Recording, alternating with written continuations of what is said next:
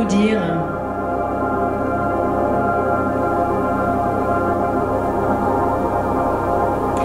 Raskolnikov était écrasé par la pauvreté.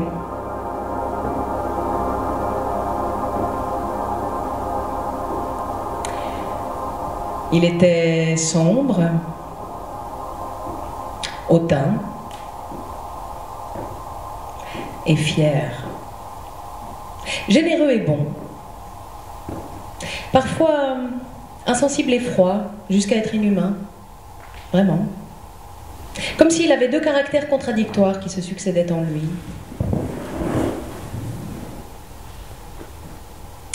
Il vivait dans un cagibi. Il s'était à ce point renfoncé en lui-même, s'était à ce point séparé de tout le monde, qu'il avait peur de toutes les rencontres.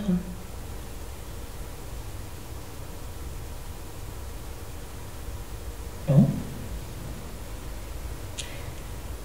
Quoi d'autre ?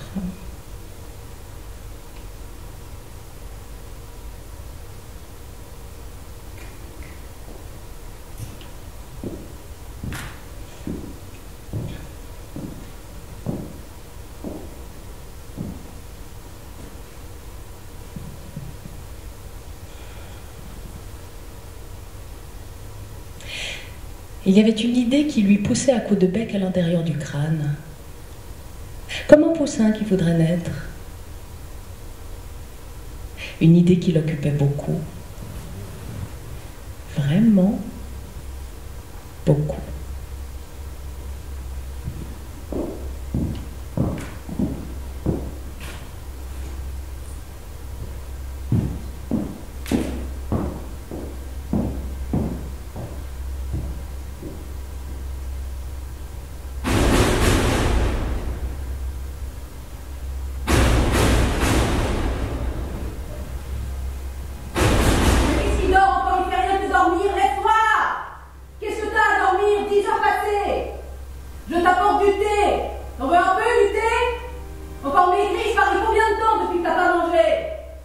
Le thé, c'est la logeuse ou quoi? Tu parles à logeuse? Bah, Praskovia Pavlovna, elle veut te porter plainte à la police. À la police? Qu'est-ce qu'elle demande? Tu paies rien et tu pars pas du département, c'est ça qu'elle demande. Il ne manquait plus que ça. Non, ça en ce moment, pour moi, ça tombe mal. Quelle idiote alors! Je vais pas savoir aujourd'hui, je vais lui parler. Idiote ou pas idiote, elle est comme moi. Et toi, elle a la grande tête. Tu restes là comme un sac et tu fais rien de rien. Avant, tu disais tu donnais des leçons aux gosses. Et maintenant, pourquoi tu fais rien? Je fais Et tu fais quoi? un travail. Lequel de travail? Je réfléchis. Et tu t'en fais beaucoup des sous à réfléchir? Sans chaussures, on ne peut pas donner des leçons. Et puis je m'en fiche. Crache pas dans la fontaine, va. Les leçons, c'est payé en lance-pierre. Qu'est-ce que tu veux faire avec des copecs?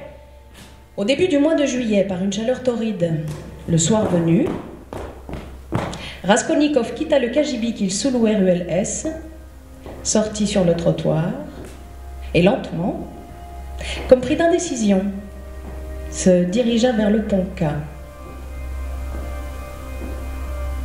Cette entreprise que je veux tenter, et en même temps j'ai peur de bêtises pareilles. Oui, tout est entre les mains de l'homme, et tout lui passe quand même sous le nez. Pour une seule raison, c'est qu'il est lâche. Ça, c'est un axiome. C'est curieux. De quoi est-ce que les gens ont le plus peur? Et un nouveau pas. D'une nouvelle parole personnelle qu'ils ont plus peur. Et je bavarde beaucoup trop. Pour ça que je fais rien. Que je bavarde. Ou alors, aussi comme ça je parie. Pour ça que je bavarde, que je fais rien.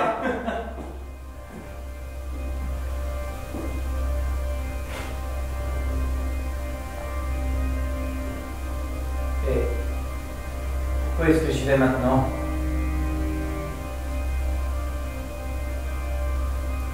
Est-ce que je suis capable de ça? Est-ce que ça, c'est sérieux?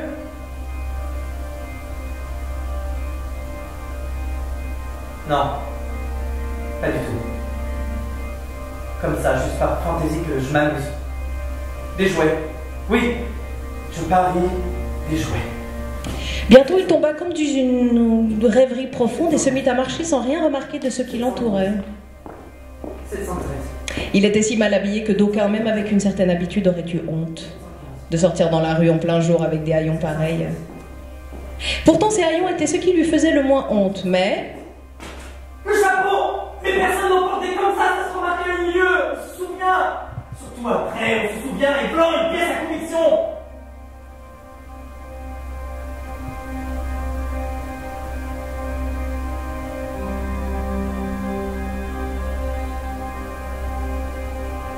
Pour ça, il faut passer le plus inaperçu possible. Les détails. C'est les détails, l'essentiel. Le chemin à faire n'était pas long, il savait même combien il y avait de pas depuis le portail de son immeuble. Exactement 730. Il les avait comptés.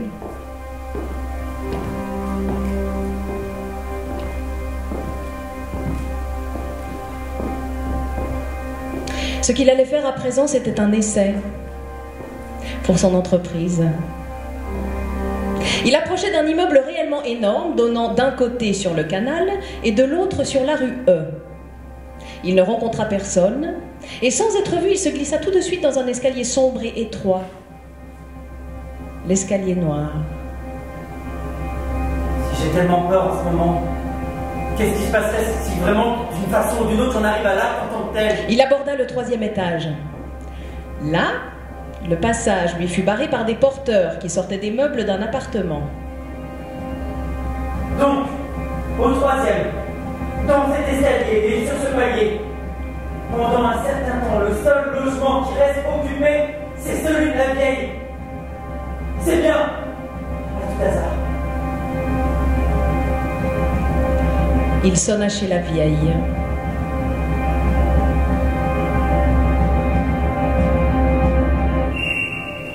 La porte s'entr'ouvrit, juste une pente minuscule, on ne voyait que 2 petits yeux qui luisaient dans le noir. La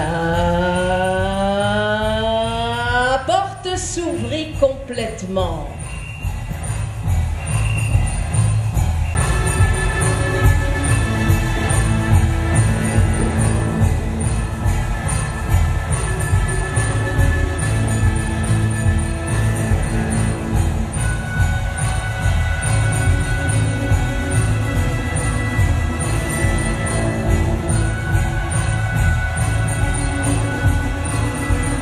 À ce moment aussi, donc, le soleil va briller comme ça.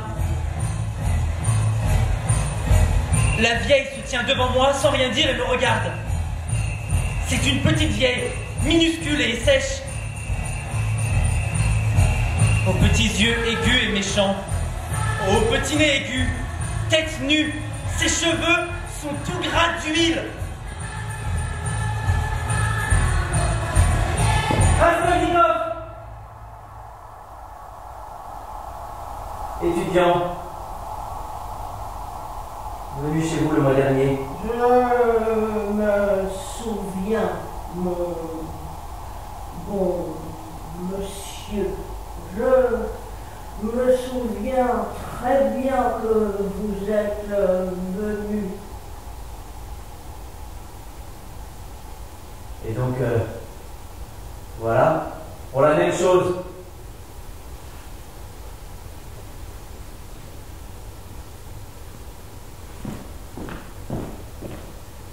Est-ce qu'elle est toujours comme ça? Je n'avais pas remarqué l'autre fois. Vous désirez?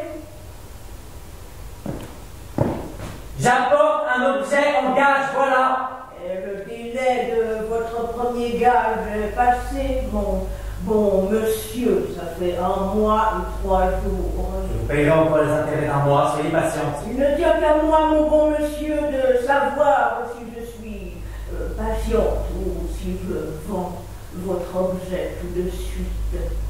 Mais, pour la montre, ça fera combien, Elena Ivanovna? Tu viens me voir avec des babioles, mon bon monsieur, contre que ça vaut rien du tout, pour ainsi dire. Et pour la bague, la dernière fois, je vous ai fourni 2 petits billets, les unes neuves. Chez le joaillier, ça se trouve pour 1,50. 4 roubles. Au moins, donnez-moi. Je les rendrai, c'est à mon père. Je vais bientôt toucher de l'argent. 1,50 d'avance. Si ça vous va. 1,50. 1,50? Vous êtes libre.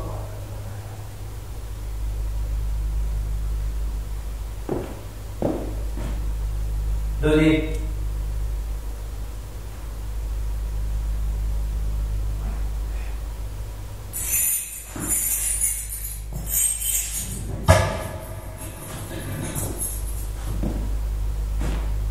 Sans doute le tiroir du haut. Les clés, elle les garde dans sa poche de droite, tout en un seul trousseau à un anneau d'acier. Et il y a une clé plus grande que les autres, pas celle de la commode pour sûr. Donc, il doit y avoir un coffret. Quelque chose, ou un coffre. Et ça c'est curieux, les coffres ils ont toujours des clés comme ça. Mais que c'est moche tout ça. 20 copecs, en tout donc 35. Il vous revient donc en tout maintenant pour votre montre 1 rouble et 15 copecs. Tenez, voilà. Comment? 1 rouble 15 maintenant? Un 15? Exactement. Bon.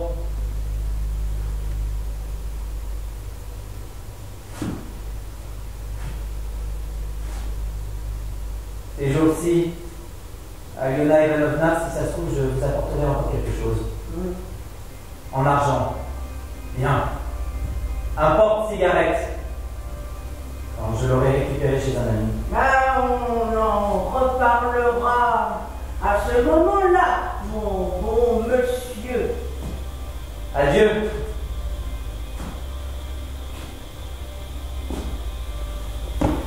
Et vous êtes toujours tout seul chez vous, votre sœur n'est pas là?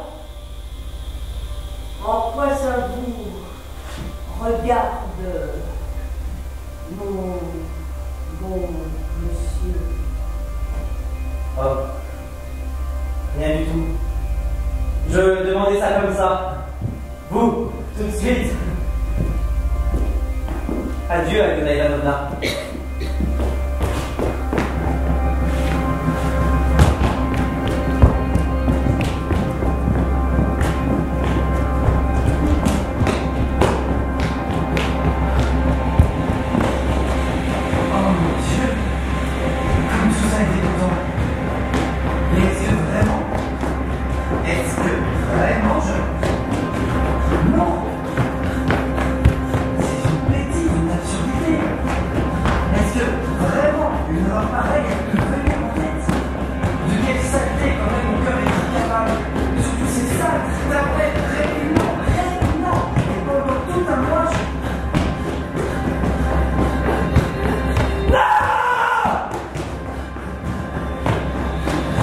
Il marchait sur le trottoir comme s'il était ivre, sans remarquer les passants et se cognant contre eux. Il remarqua qu'il se tenait devant un genre de petit bouge minable. Il entra,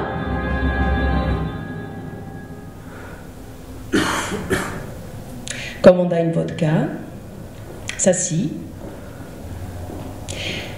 et se mit à réfléchir.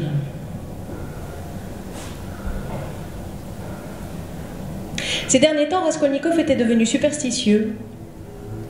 Presque à côté de lui, à une autre table, il y avait un étudiant et un jeune officier. Il entendit que l'étudiant parlait à l'officier de la vieille, Aliona Ivanovna, et lui donnait son adresse. C'était comme si quelqu'un lui proposait un genre de service. Elle est formidable. Chez elle, on peut toujours trouver de l'argent. Elle est riche comme un juif. Elle peut te sortir 5000 roubles d'un coup, mais elle ne refuse pas non plus les gages d'un rouble. Il y en a plein chez nous qui vont la voir. Sauf que c'est une salope terrible. Elle est méchante, capricieuse. Il suffit d'avoir un seul jour de retard pour le gage et tu as perdu ton bien. Elle donne 4 fois moins que la valeur de l'objet. Et par mois, en intérêt, elle prend bien 5 et même 7%. Elle a une sœur, cette vieille salope, mais une petite sœur, Lisaveta, une vieille fille, presque idiote, qui a à peu près 35 ans. et qui vit en esclavage total chez elle. Elle travaille pour cette vieille salope de l'aube à la nuit noire, lui sert de cuisinière et de lingère, et en plus, elle vend ses coutures. Elle va même laver des planchers, et elle donne tout à sa sœur. Parfois, elle se fait même battre. La vieille a déjà fait son testament, et Xaveta le sait très bien. Il ne lui reviendra pas un sou, à part le mobilier, les chaises et le reste. L'argent, lui, est destiné à un monastère. Attends, je veux te poser une question sérieuse. Regarde. D'un côté, cette petite vieille, stupide, absurde, insignifiante, méchante, malade, dont personne n'a besoin. Non. Qui, au contraire, fait du mal à tout le monde. Qui ne sait même pas pourquoi. Et qui, demain peut-être, peut mourir de sa belle mort. Tu comprends? Tu comprends? Écoute encore. D'un autre côté, des forces jeunes, des fraîches, qui se perdent pour rien, sans soutien et par milliers, partout. 100 000 bonnes actions, bonnes entreprises qu'on pourrait organiser ou redresser avec cet argent de la vieille qui est condamnée au monastère. Si on la tuait, si on lui prenait son argent pour se consacrer avec à servir toute l'humanité et la cause commune. Qu'est-ce que tu en penses? Est-ce que des milliers de bonnes actions ne pourraient pas effacer un seul petit crime de rien du tout? Une mort et 100 vies en retour. Mais c'est de l'arithmétique. Et qu'est-ce qu'elle peut valoir sur la balance commune, la vie de cette petite vieille haineuse? Pas plus que la vie d'un pou, d'un cancrelat. Et même ça, elle ne le vaut pas. Parce que elle est nuisible. Elle bouffe la vie des autres. Bien sûr, elle ne mérite pas de vivre. Mais c'est la nature. Attends, je te pose encore une autre question. Non.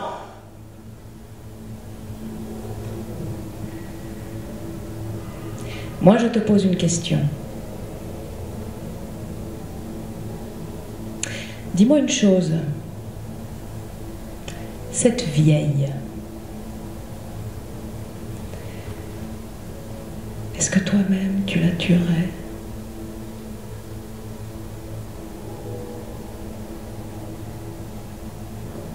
Pourquoi était-ce à cet instant précis qu'il avait dû entendre cette conversation précise avec ces pensées-là quand, dans sa propre tête,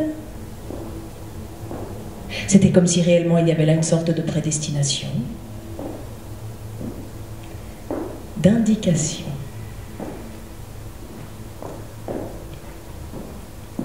Il avait repris sa route. Il n'avait pas bu de vodka depuis très longtemps et elle agite en un clin d'œil, même s'il n'avait bu qu'un petit verre. Ses jambes s'alourdirent. Soudain, et il commença de sentir qu'il avait vraiment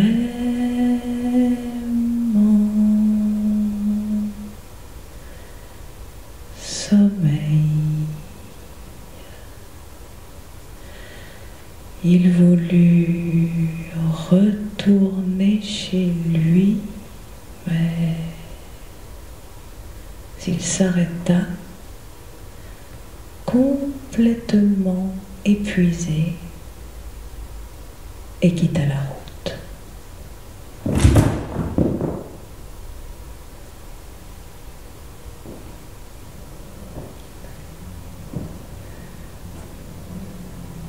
Il dormit là toute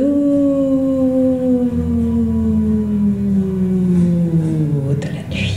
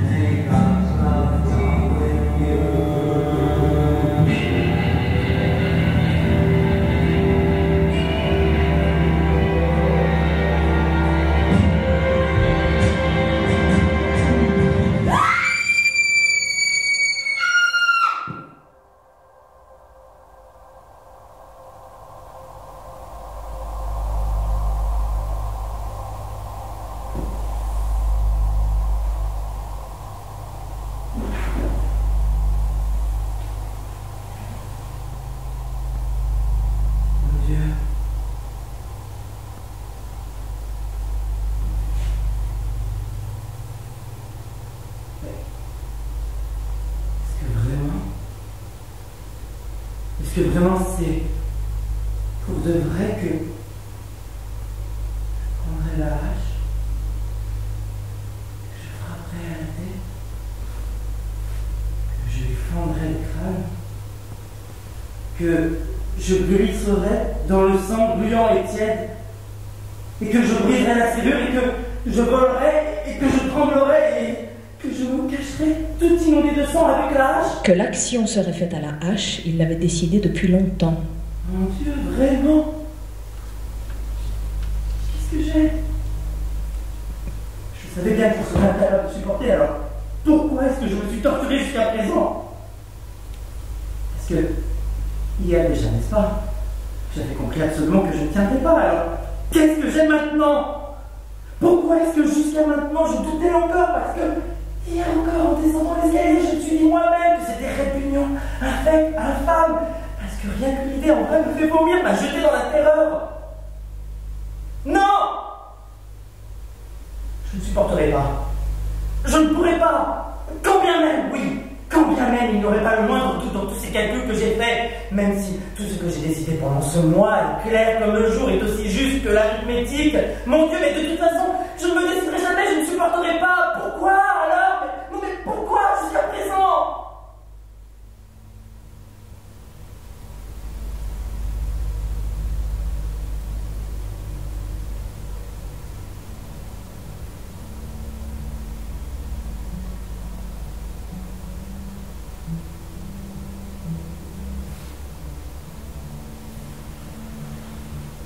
Mon Dieu! Et moi, je redis ce son, je redis que je portais!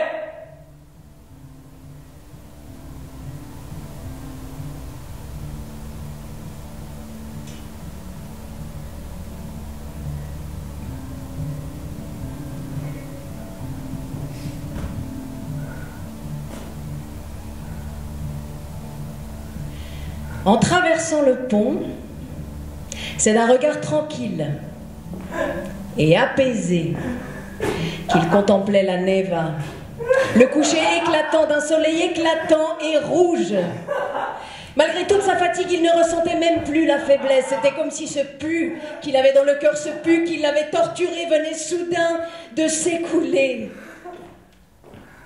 Libre. Libre. Fatigué, épuisé comme il l'était, il aurait été tellement plus profitable de rentrer chez lui par le chemin le plus direct, le plus rapide.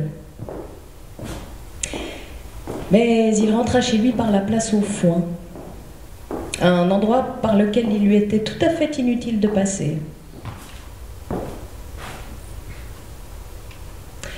Il était près de 9 h, les boutiques fermaient, les marchands rentraient chez eux, comme leurs clients. À l'angle de la rue Elka, un couple de marchands s'était attardé et bavardait avec une connaissance qui passait par là.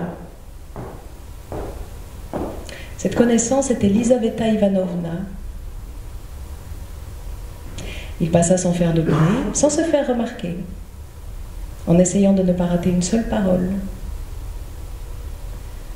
Demain? Demain, oui, entre 6 et 7, voilà. Bon, je viendrai.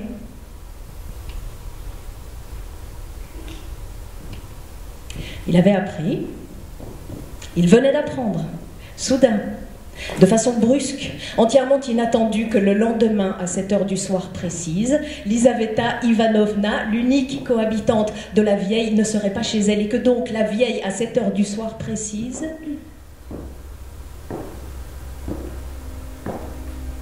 il ne lui restait que quelques pas jusqu'à chez lui.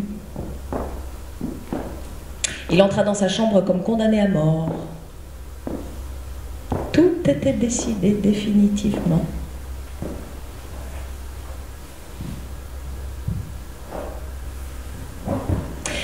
Pendant 1 heure entière, il resta assis sans bouger. Le soir était tombé. Et c'est avec bonheur qu'il comprit que sur un divan, il est aussi possible de se coucher. Des songes lui venaient toujours et toujours, des songes très étranges. La plupart du temps, il se figurait qu'il était quelque part en Afrique, en Égypte, dans une sorte d'oasis. La caravane se repose. Les dromadaires sont couchés paisiblement. Autour, les palmiers poussent en cercle. Tout le monde est en train de déjeuner. Lui, il boit de l'eau, à même le ruisseau, là, tout près. Et cette fraîcheur, et cette eau bleue et froide, mais merveilleuse, merveilleuse, qui court sur des cailloux multicolores et sur un sable tellement pur dans ses reflets. 6 heures? Comment j'ai pu dormir comme ça depuis hier et ne rien faire, ne rien préparer? Si ça se trouve, il est 6 heures. Des préparatifs. D'abord, il faut faire une boucle et la coudre dans mon manteau. Une invention à lui particulièrement futée. La boucle était destinée à la hache. Il suffisait d'y glisser le fer et il restait tranquillement suspendu sous l'aisselle à l'intérieur pendant tout le trajet. Cela fini, il farfouilla dans une petite fente de son plancher et en tira le gage qu'il avait préparé. Mais depuis longtemps, mon Dieu! L'action la plus importante restait à faire, trouver la hache. Il se trouvait juste devant le cagibi obscur du gardien quand, à 2 pas de lui, sous un banc, quelque chose lui brilla aux yeux. Il regarda autour, il se précipita vers la hache. C'était une hache. Ce n'est pas là qu'ils sont sur le diable. Il marchait, d'un pas tranquille et mesuré. Il s'efforçait de passer aussi inaperçu que possible. C'est là... Le chapeau! Mais j'avais de l'argent il y a 2 jours et je n'ai pas été fichu de changer ce chapeau! C'est ça! Voilà, il était déjà tout prêt et... Voilà le portail! C'est pas possible! Il était déjà dans l'escalier de la vieille, mais voilà le 3e étage, voilà la porte. Si je partais, est-ce que je ne suis pas trop pâle? Je ne suis pas trop agité? Peut-être attendre encore un peu, le temps que le cœur cesse. Et il sonna.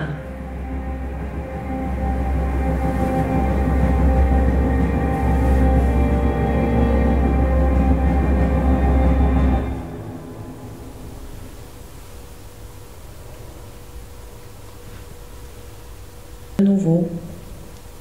La vieille, évidemment, était chez elle, juste derrière la serrure, et exactement comme lui, écoutait, elle aussi, l'oreille collée à la porte. Et il sonna encore. La porte s'entrebâilla à peine, et à nouveau 2 yeux aigus le fixèrent.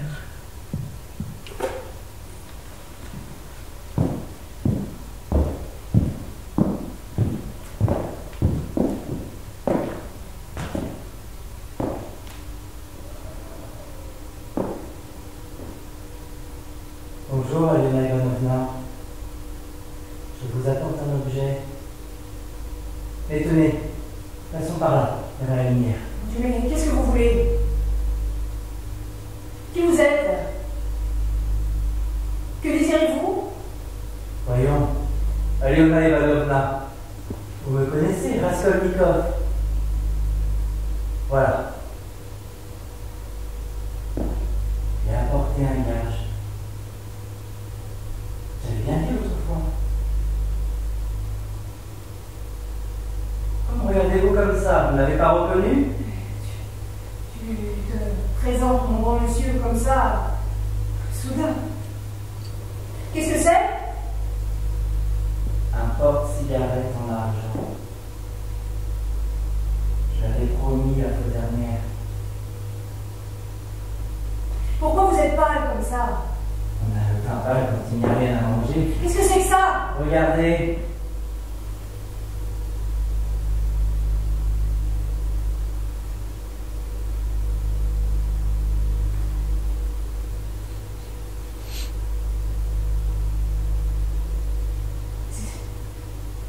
C'est tout emmêlé. Mais qu'est-ce qu'il y a?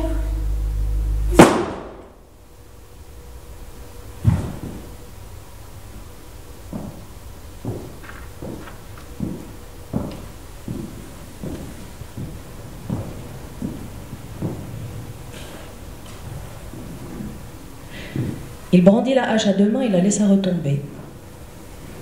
Le coup tomba juste sur le haut du crâne. Elle poussa un cri, très faible, et s'affaissa sur le sol. Dans une main, elle continuait de tenir son gage. Alors il frappa une deuxième fois, de toutes ses forces, toujours sur le haut du crâne. Le sang jaillit comme d'un verre renversé, et le corps tomba net. Raskolnikov se précipita vers son visage. Elle était déjà morte. Il prit les clés, il remua tout. Bizarrement, ça ne marchait pas, les clés ne rentraient pas dans les serrures. Il finit par trouver dans des chiffons des objets en or, sans doute des gages, des bracelets, des chaînettes, des boucles d'oreilles. Il se mit à emplir ses poches de pantalon et de manteau sans distinguer, sans ouvrir les boutiques et les étuis. Il n'eut pas le temps de prendre grand-chose. Un porte-monnaie et des babioles. Soudain, il entendit des pas. Il s'arrêta et se figea comme un cadavre. Un gémissement. Il bondit, saisit la hache et se précipita hors de la chambre. Au milieu de la pièce, il découvrit Lizaveta. Elle se mit à trembler comme une feuille, voulut ouvrir la bouche, mais malgré tout ne poussa aucun cri. Elle ne leva même pas la main pour se protéger le visage.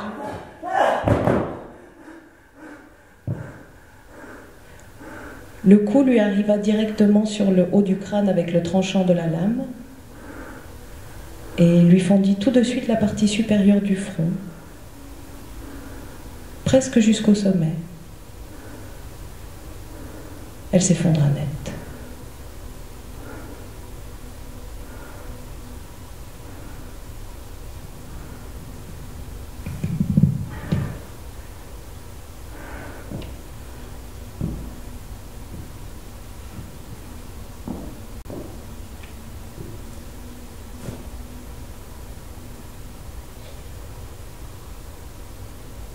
Si réellement tout ça a été fait en toute conscience et pas comme un crétin, si réellement tu avais un but ferme et défini, alors comment donc jusqu'à présent n'as-tu pas regardé le contenu du porte-monnaie et ne sais-tu pas ce que tu as reçu? Qu'est-ce que c'est que ça?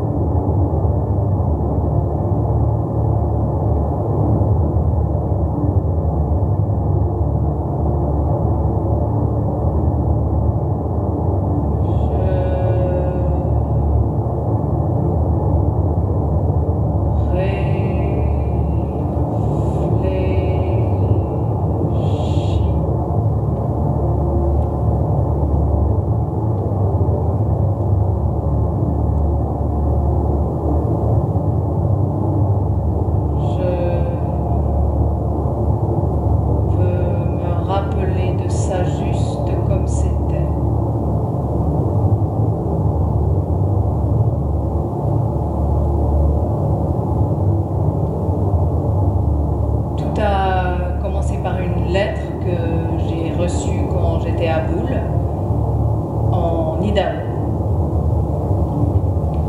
C'était en septembre ou en octobre. La lettre était de Dick et il disait qu'il était sur une affaire, le coup parfait. Ha ha.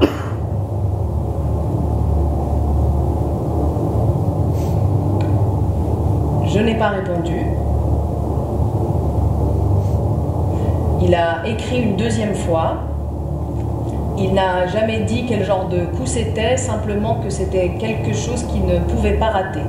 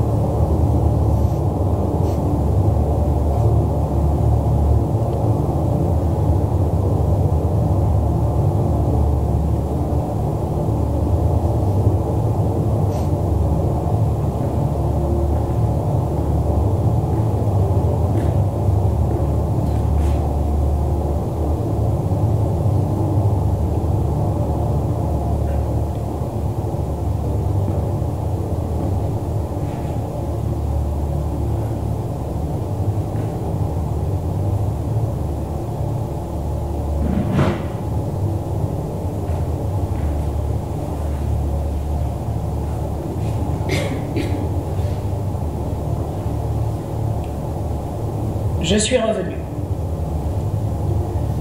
Et Dick m'attendait au terminus d'autocar de Kansas City. On est allé à la ferme, la maison de ses parents, mais il ne voulait pas de moi.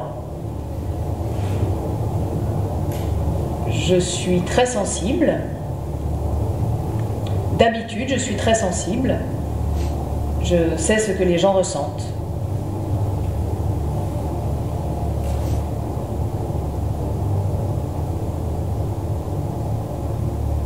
Comme vous. Vous avez horreur de me donner une cigarette, ça vous regarde, je ne vous blâme pas. Pas plus que je blâmais la mère de Dick. C'est une personne adorable.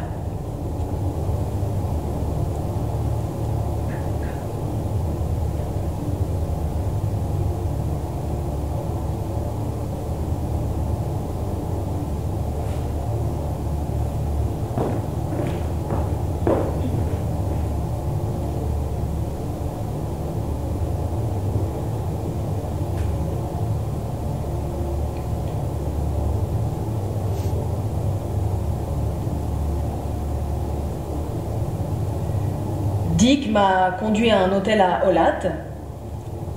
On a acheté de la bière, de la Budweiser.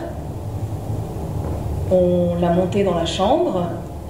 On a bu de la bière, beaucoup de bière. Il faisait chaud.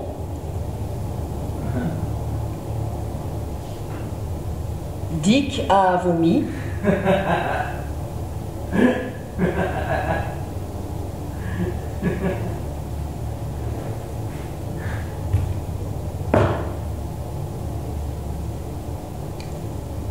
Et c'est à ce moment qu'il m'a dit ce qu'il avait en tête. Il a dit qu'il avait partagé la cellule d'un type qui avait travaillé pour un riche cultivateur de l'ouest du Kansas, Monsieur Clutter. Dick m'a tracé un plan de la maison des Clutter. Il savait où se trouvait chaque chose, les couloirs, les chambres, les portes. Il a dit qu'une des pièces du rez-de-chaussée faisait office de bureau et qu'il y avait un coffre-fort dans ce bureau, un coffre-fort mural. Il a dit que M. Clutter en avait besoin parce qu'il avait toujours des sommes importantes à portée de la main. Jamais moins de 10 000 $.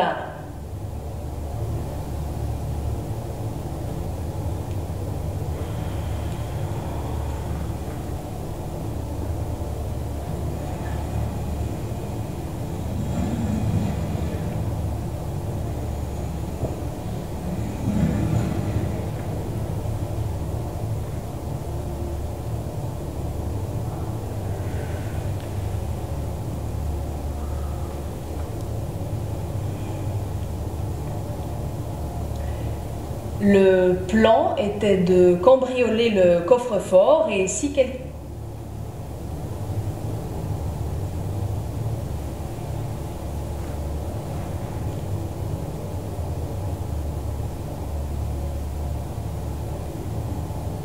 Si quelqu'un nous voyait, eh bien il faudrait descendre toute personne qui nous verrait.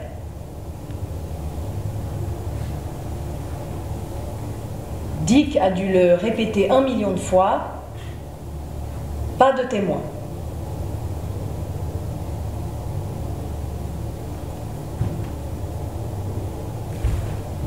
Combien de personnes s'attendait-il à trouver dans la maison des Clutter? C'est ce que je voulais savoir, mais il n'en était pas certain.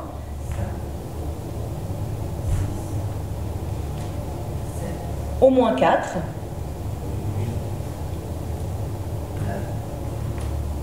Probablement 6. Et il se pouvait que la famille ait des invités.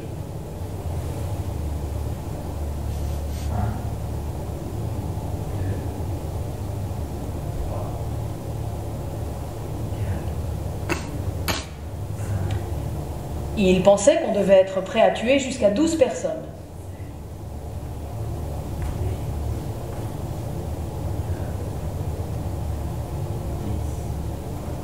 « 12 personnes.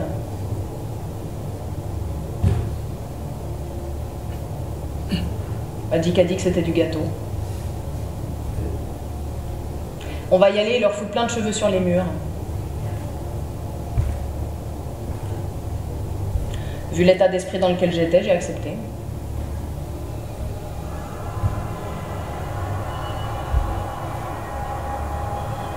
Et je voulais l'argent tout autant que lui. Je voulais avoir l'argent et filer au Mexique. Mais il me semblait qu'on pouvait faire ça sans violence. Enfin, il me semblait que c'était possible si on portait des bas. En route vers Holcomb, je voulais acheter des bas de soie noire pour nous cacher le visage. Mais Dick a dit qu'on pourrait me reconnaître même à travers un bas, à cause de mon œil. Et quand on est arrivé à Emporia,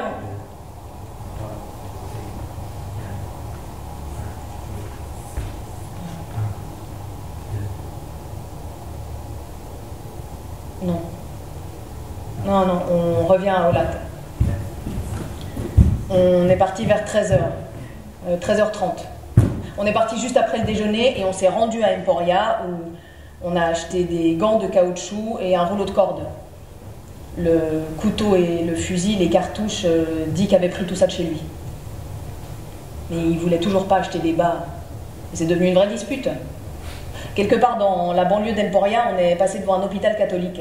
Et je l'ai persuadé de s'arrêter et d'entrer dans l'hôpital pour essayer d'acheter des bas noirs aux nonnes. Mais il a seulement fait semblant, il est revenu en disant qu'elle ne voulait pas lui en vendre. Moi j'étais certain qu'il n'avait même pas essayé, et il a avoué, il a dit qu'il trouvait que c'était une idée dégueulasse. Alors on ne s'est plus arrêté avant Great Bend. C'est là qu'on a acheté le sparadrap. Et on a mangé là. Un dîner copieux. Ça m'a endormi.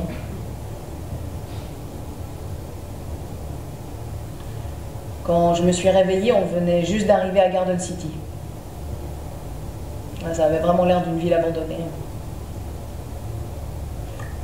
On a fait le plein à un poste d'essence vers minuit. Et Dick a dit qu'il nous restait 7 miles à faire pour arriver à Holcomb. Le restant du trajet, il n'a pas arrêté de parler tout seul, disant que telle chose devrait se trouver ici et telle autre là, selon des indications qu'il avait apprises par cœur.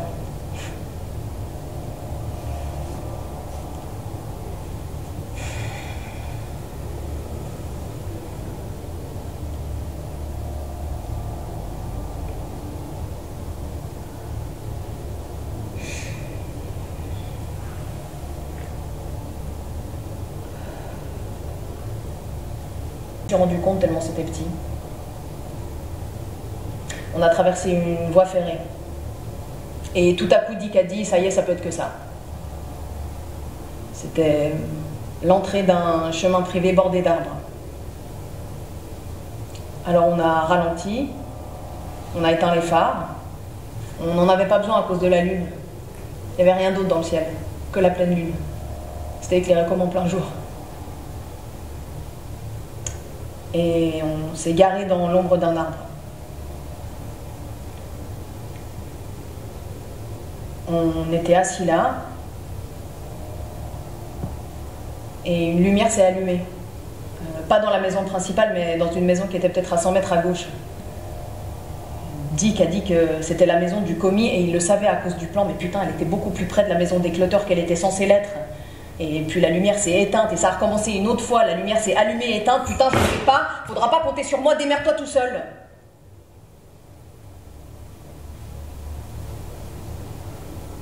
Dick a démarré la voiture, on partait.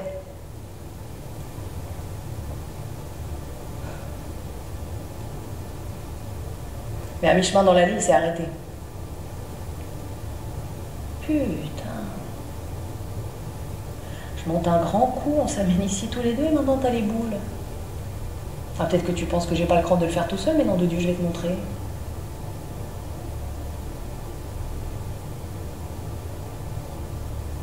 Il y avait de l'alcool dans la voiture. On a pris un coup tous les deux. Eh ben d'accord, Dick. Je te suis.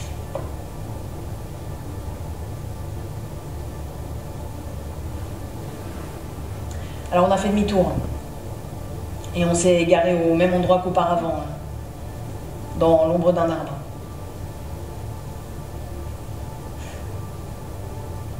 Dick a mis ses gants. J'avais déjà mis les miens.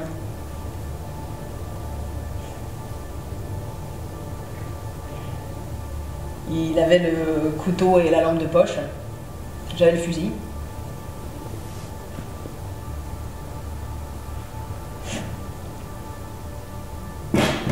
La maison avait l'air immense dans le clair de lune.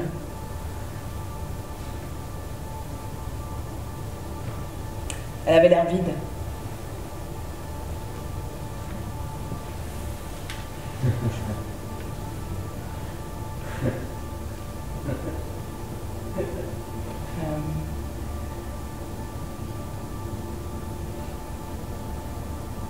Dick avait le couteau, j'avais le fusil.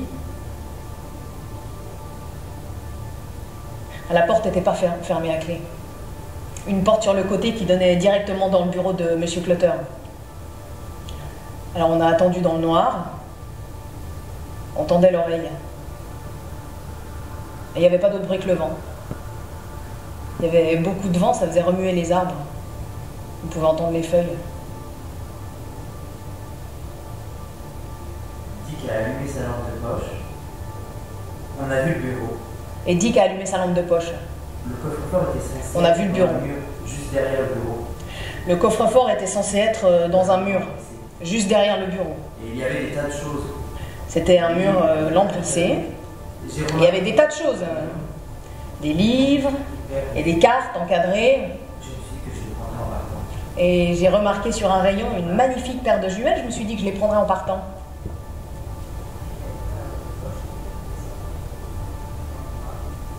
Il n'y avait pas de coffre-fort.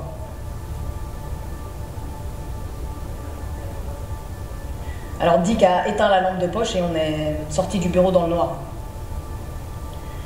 On a traversé un salon, une salle de séjour. Dick m'a demandé si je pouvais pas faire moins de bruit en marchant. On est arrivé à un couloir et à une porte. C'était une chambre à coucher. Dick a allumé la lampe de poche et il a ouvert la porte. Chérie?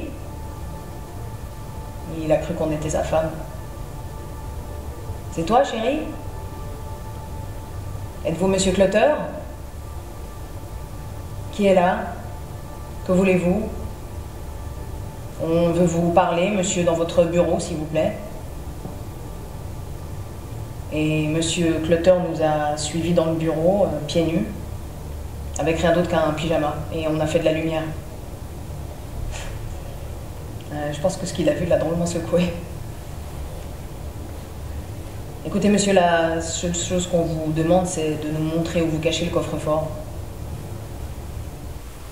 Quel coffre-fort? Il n'y a pas de coffre-fort. Ne me raconte pas d'histoire, fils de pute, je sais très bien qu'il y a un coffre-fort. Je crois qu'on n'avait jamais parlé à M. Clutter de cette façon. Il a regardé Dick droit dans les yeux et il a répété calmement qu'il regrettait, mais qu'il n'y avait pas de coffre-fort. Montre-nous où tu caches ce coffre-fort, où tu vas vraiment le regretter. Et M. Clutter, sa voix est restée douce, et il a continué à dire qu'il n'y avait pas de coffre-fort.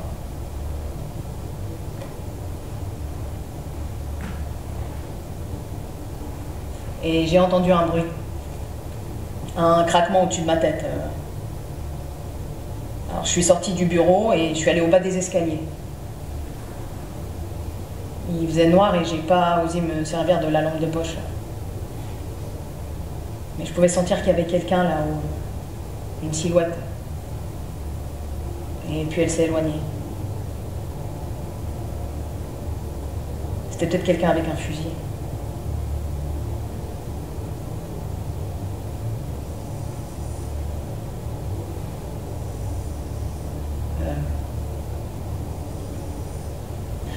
Quand je suis revenue, Dick avait ramené M. Clutter à sa chambre et il comptait l'argent qu'il y avait dans son porte-billets. 30 $, vous avez plus que ça dans cette maison. Non, je vous ai donné tout l'argent liquide que j'ai, je fais toutes mes affaires par chèque.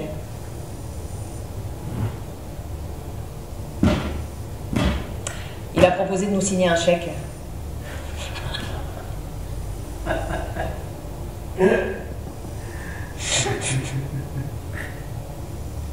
Mais pour quel genre de débile vous nous prenez? Dick, écoute-moi, il y a quelqu'un de réveillé là-haut. Monsieur Clutter nous a dit que les seules personnes qui se trouvaient là-haut, c'était sa femme, sa fille et son fils. Alors on lui a demandé si sa femme avait de l'argent. Si elle en a, c'est très peu, quelques dollars. Et il nous a demandé de ne pas la déranger, qu'elle était malade, très malade depuis longtemps. Mais Dick a insisté pour monter là-haut et il l'a forcé à passer devant. Les gars, je comprends pas pourquoi vous voulez faire ça, je vous ai jamais rien fait, je vous ai jamais vu, ferme ta gueule, quand on voudra que tu parles, on te le dira. Il n'y avait personne dans le couloir du haut. Toutes les portes étaient fermées. Monsieur Clutter a montré du doigt les chambres où le garçon et la fille étaient censés dormir. Et puis il a ouvert la porte de sa femme. Il a allumé une lampe de chevet. T'en fais pas, chérie. Ces hommes veulent seulement de l'argent, n'aie pas peur. C'était une femme maigre et faible. Elle a commencé à pleurer. Mais chérie, je n'ai pas d'argent. Il lui tenait la main en la caressant. Écoute, t'en fais pas, mon chou. Ces hommes veulent de l'argent, ils pensent qu'on a un coffre-fort quelque part dans la maison. Je leur ai dit que non. Dick a levé la main comme s'il allait le frapper sur la bouche. Est-ce que je vous ai pas dit de la boucler? Mais mon mari vous dit la vérité, il n'y a pas de coffre-fort. Je sais qu'il y a un coffre-fort et je le trouverai bien.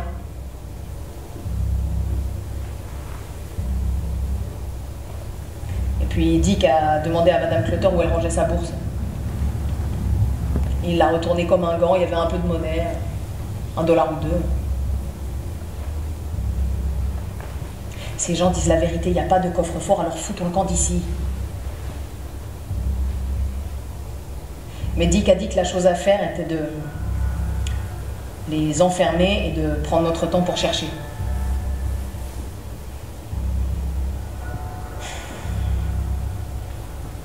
Il y avait une salle de bain à côté de la chambre de Madame Clutter. L'idée était de ligoter les parents dans la salle de bain, d'éveiller les gosses, de les mettre là aussi et puis de les sortir un par un et de les attacher dans différentes pièces de la maison.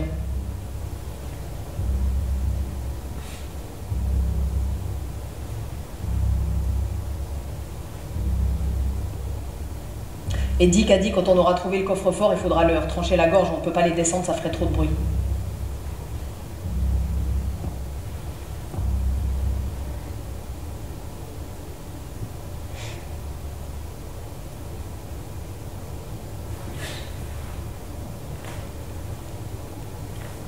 Je réfléchis parce qu'à partir de ce moment, les choses se compliquent un peu.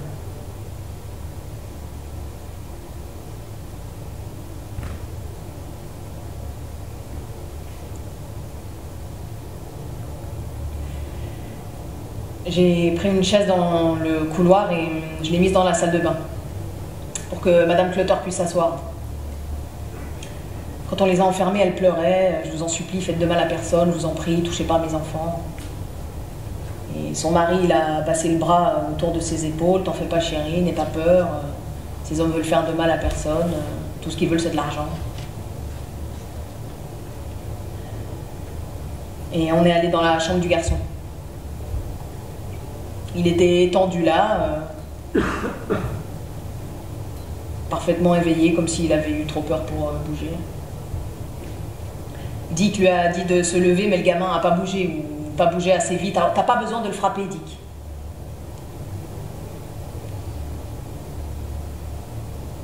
Je lui ai dit de mettre un pantalon. Il a mis un jean. Et on venait de l'enfermer quand elle est apparue, la fille, Nancy, hors de sa chambre.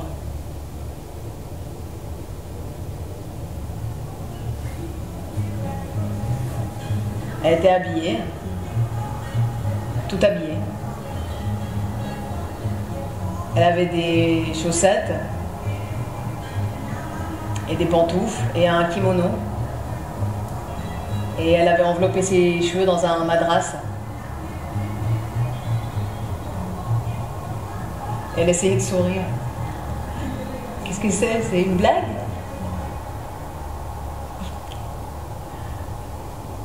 Je crois pas qu'elle ait pensé une seconde que c'était une blague.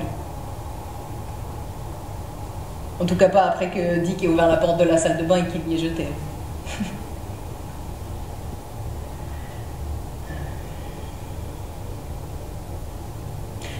Dick a gardé la porte de la salle de bain et je suis allée fouiller. J'ai fouillé la chambre de la fille et j'ai trouvé une petite bourse, une bourse de poupée avec $1 en argent dedans. Mais je l'ai fait tomber sur le sol et il a roulé sous un fauteuil.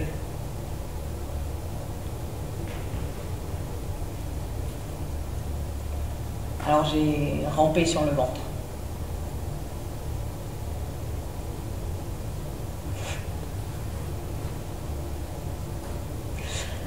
Ensuite, je suis allée dans la chambre du garçon. Pas un penny, rien. Un petit poste de radio. Je l'ai pris et je me suis rappelé des jumelles. Alors, je suis descendue pour les prendre et j'ai emporté la radio et les jumelles dans la voiture.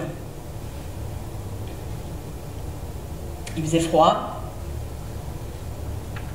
Il y avait du vent.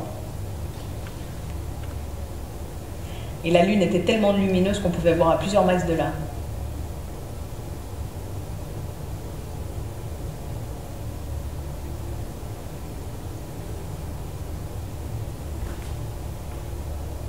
Je suis retournée dans la maison.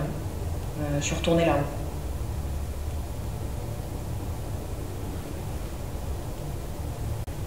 Je réfléchis.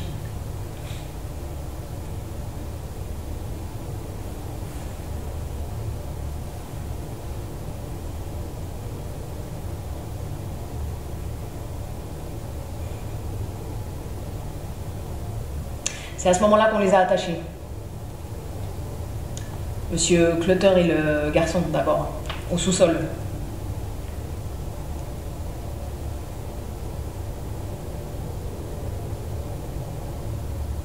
J'avais le couteau. Et Dick est resté là-haut. On les a bâillonnés un peu plus tard, après que j'ai eu attaché les deux femmes dans leur chambre. Madame Clutter pleurait encore. Elle m'a fait promettre que je laisserais Dick faire de mal à personne.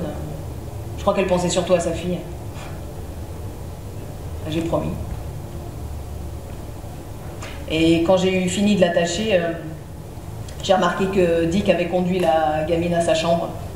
Elle était couchée et il était assis au bord du lit. Il lui parlait. Alors je lui ai dit de partir à la recherche du coffre-fort pendant que j'attachais la fille.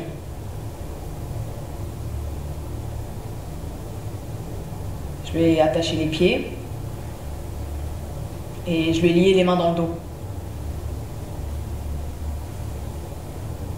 Ensuite, j'ai remonté les couvertures. Je l'ai bordé en laissant dépasser que la tête. Et j'ai vu un petit fauteuil à côté du lit. Je me suis dit que je pourrais m'arrêter une minute. J'avais les jambes en feu à force de monter les escaliers et de me mettre à genoux.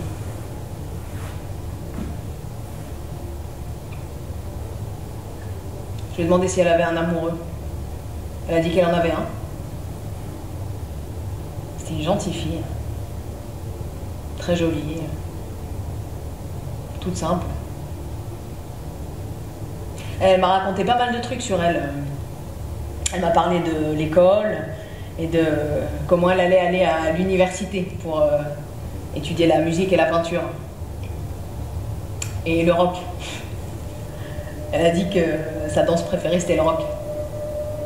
Alors j'ai mentionné que ma mère avait été championne de boogie.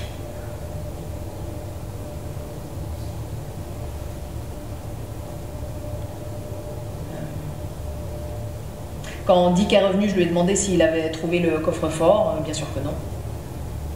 Mais il avait trouvé une autre bourse dans la cuisine, avec 7 $. On était dans la maison depuis 1 heure.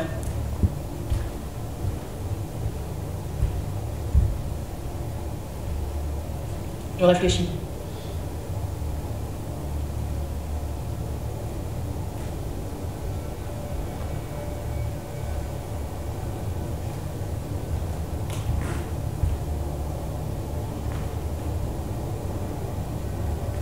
C'est à ce moment-là qu'on les a bâillonnés. Madame Clotter d'abord. Et j'ai demandé à Dick de m'aider pour pas le laisser tout seul avec la fille. Alors j'ai découpé des longues bandes de sparadrap et Dick les a enroulées autour de la tête de Madame Clotter comme on emballerait une momie.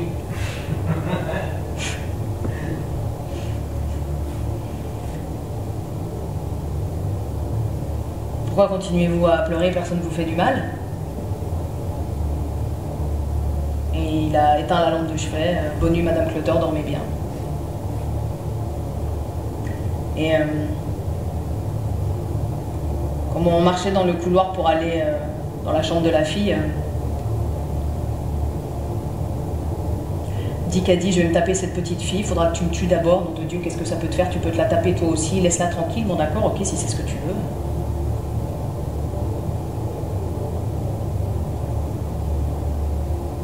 Finalement, on l'a même pas bâillonné. On a éteint dans le couloir et on s'est rendu au sous-sol.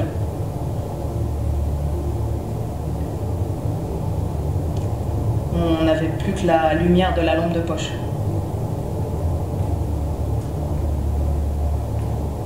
On est allé bâillonner Monsieur Clotter et le gamin. Et Monsieur Clotter m'a demandé des nouvelles de sa femme.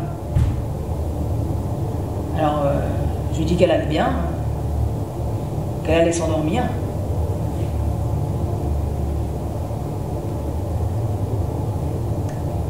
Et je lui ai dit que le jour allait se lever. Et qu'au petit matin, quelqu'un les trouverait et qu'on serait plus qu'à un mauvais rêve.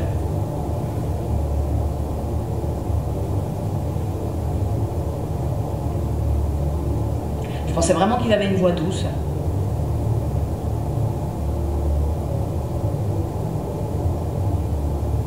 C'est ce que je me suis dit jusqu'au moment où je lui ai tranché la gorge.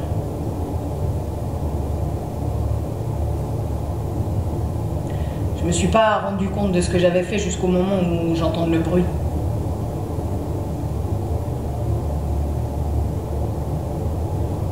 Comme quelqu'un qui se noie. Qui hurle sous l'eau.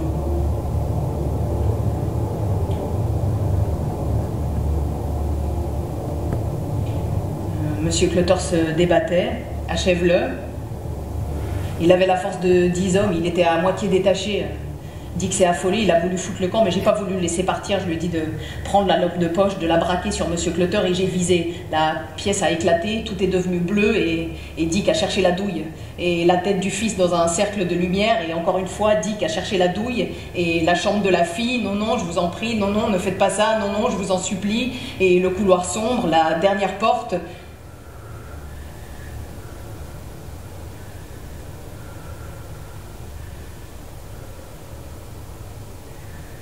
La dernière douille a été difficile à trouver.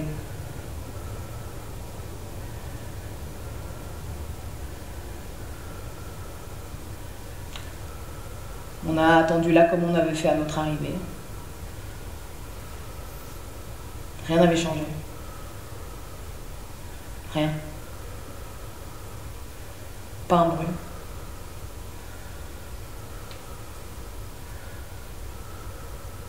Well,